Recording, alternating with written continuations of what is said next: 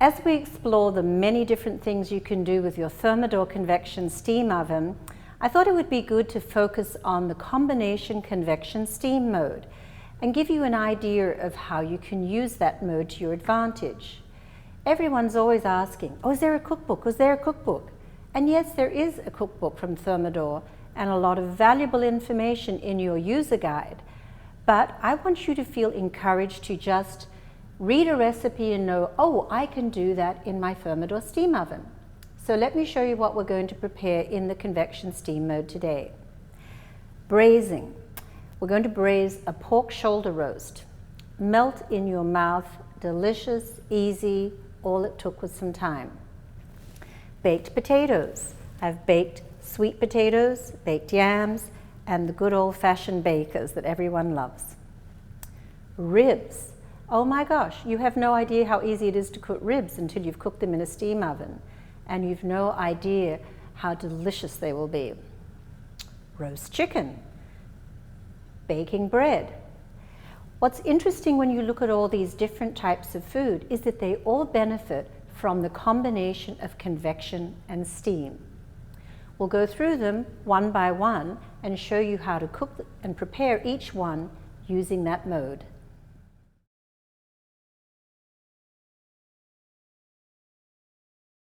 Now, ribs are high on the list of foods that you'd want to consider cooking in your convection steam oven. Let's look at the recipe for normally cooking ribs in the oven. So you start with a dry rub, usually the night before, so that the flavor really penetrates into the meat. Then when it's time to cook the ribs, you take a large baking pan, put the ribs inside, and you add a little water. Then you cover the pan tightly with foil. So what are you creating? Steam. Now, we don't need to bother with any of that. We do the first step, the dry rub, then we put the ribs onto a baking sheet, and if you have a lot of ribs, don't worry, just cut them smaller and they can be stacked on top of each other. When you put them into the oven, use the combination convection steam mode and the default temperature setting of 320 degrees. Set the timer for about 90 minutes. That's the average time it will take to tenderize the meat. Then you take the meat out and you're going to give it a nice glaze with a barbecue sauce. At this point, you have to decide how you want to finish cooking the ribs. Here are some options. Take them outside and cook them on the grill. Put them in your regular convection oven on convection roast at 450 degrees. Or you can finish them in the steam oven. Once you've glazed the ribs, you can put them back in the steam oven, but now you'll want to choose the convection only mode. We'll eliminate the steam now because we just need high heat to finish them. For the oven temperature, choose 400 degrees and set the timer for 15 minutes. That should give you plenty of time to get a lovely caramelized exterior, and the meat will be beautifully tender to the bone. Whichever option you choose, you're going to get beautifully caramelized ribs that are tender to the bone.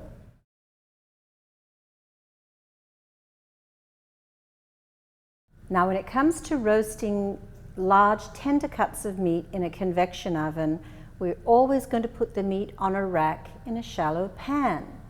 If we put the meat directly on the pan, the heat of the pan begins to leach the moisture out of the meat, and the convection fan will do a wonderful job of splattering it all over the oven. All things that you really don't want. So be sure to get the meat on a rack in a shallow pan. You can use the rack that comes with the oven set over the solid baking pan. Now, with a chicken, we actually don't tie the legs up.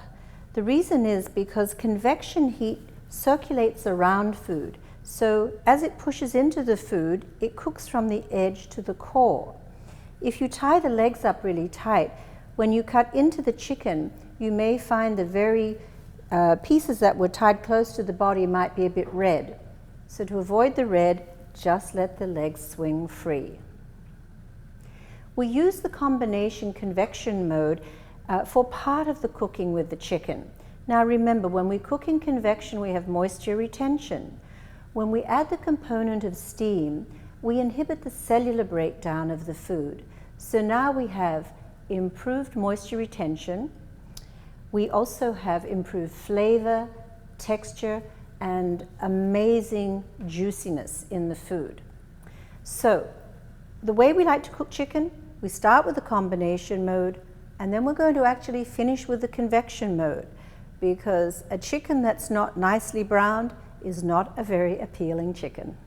When it comes to roasting a whole chicken in the oven, I always like to start it on the combination convection steam mode using the default temperature setting of 320 degrees. You don't really want a terribly high temperature at this point because you want the convection heat to gently cook the food through. So we'll set the timer now for 45 minutes. That's about the average time it takes to do the cooking, and then we'll complete the cooking with the second step once that time has elapsed. So now we've got just 4 seconds left to go before our first stage of the cooking has elapsed. So I'm going to reset the oven to convection without any humidity, and I'm going to change the oven temperature to 400 degrees so we get a nice high heat finish on the food, which will give us a lovely even browning and crispiness. And we'll set the timer now to 15 minutes, and by that time the chicken will be cooked to perfection.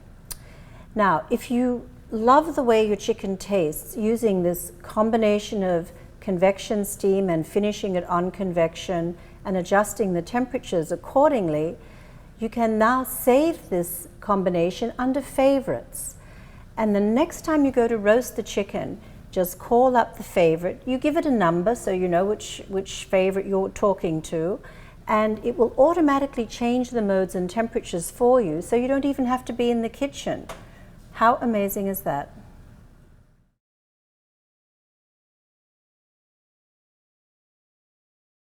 When it comes to cooking, there couldn't be an easier way to cook than braising meats. We braise meats that are not terribly tender. They're the parts of the animal that have usually worked a little harder, so we need to cook them for longer periods of time to break down the muscle. Now, we can braise pork and lamb and beef, we can braise duck and chicken, all kinds of things. But pork is one of the most, pork shoulder and pork butt are one of the most popular cuts of meat to braise. Now, when we braise, the instructions in the recipe usually say to place the food in a heavy pan with a very tight fitting lid. What happens when you do that? You're creating steam in the pan. Now, with the convection steam oven from Thermador, if we choose the combination convection steam mode, what do we create? Steam. Now you can see this is a very large casserole that I use to braise my pork shoulder with, and I like to use a large casserole when I'm braising because I often collect more juices, and if you want to use a lot of vegetables for aromatics, that type of thing, you've got plenty of capacity here. If you want to braise in a heavy pan, you can still choose one that will go in the oven, just don't use the lid. Now, with braising, the only thing that you really need to have is time. But once the food is in the oven and you've set the timer, you have no risk of boil-overs. The food is going to be perfectly safe. And at the end of the cooking time, you're going to have this meltingly fork tender food that will make you feel like the best cook there is. When you want to braise in the steam oven, again, you're going to use the combination convection steam mode, because remember, you're replicating the action that would take place in a heavy pot with a tight-fitting lid. It's always best to use a lower temperature in this mode, 320 or even 300 degrees, and the cooking time should be long, at least 2 hours, maybe 2.5 hours, depending on the size of the cut of meat. Remember, you're using the steam to tenderize the less tender cut of meat and help develop flavor.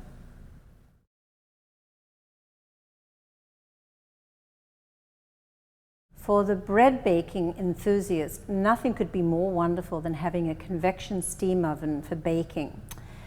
rather than spraying water into the oven to create some steam, you just have to choose the combination convection steam mode to create the humidity required to form beautiful crisp crusts.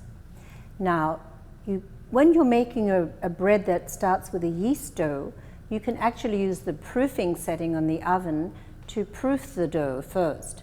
Then you simply form your loaves for the second rising, and then when you're ready to bake, you can change the mode to the combination convection. Remember, when you're baking in convection, that temperature has to come down by 20 to 25 degrees. If you love to bake, you're really going to enjoy using the combination convection steam mode for baking all your breads. Not only will you get a beautiful crumb, you'll get a beautiful crisp, crusty exterior. The most important thing to remember when baking in convection is reducing the recipe temperatures by 25 degrees. Now, in the recipe I used for this Irish soda bread, the baking temperature was 375. So you can bring it down to 355 or 350 so that you compensate for the faster driving heat of convection as opposed to the slower radiant heat in the regular bake mode.